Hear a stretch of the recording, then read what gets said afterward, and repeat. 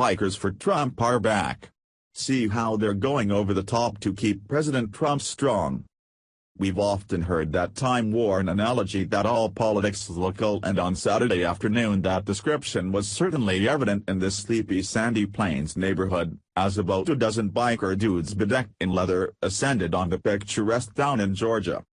The barrel-chested bikers, led by a group of local high school students going door-to-door, made for an interesting contrast and perhaps startled a few folks after opening their doors and seeing a group of leather-clad bikers with a quartet of clean-cut high school kids.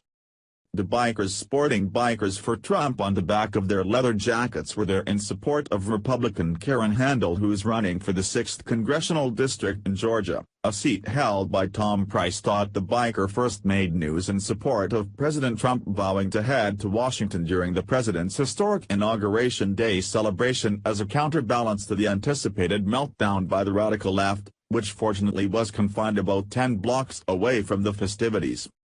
This time the bikers are trying their hand at local politics, becoming actively involved on the ground with local congressional races.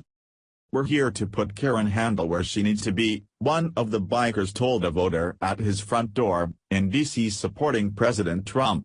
Chris Cox, the group's Charleston, South Carolina, leader, acknowledged his supports of the president's anti-Washington establishment and pro-veteran stance appealed to him and other bikers, and decided to get involved by holding pro-Trump rallies across the country and hopefully diffuse the constant negative press the president has been getting since he took office. Cox also began redirecting his attention to the roughly 260,000 nationwide members and focusing directly on local races around the country and using Facebook and other social media outlets in getting the word out. Brian Strzalkowski, who's based in Winston and one of the group's more than 700 members in Georgia, said, "Bikers for Trump is going to support any candidates, Senate, House, local, that supports President Trump."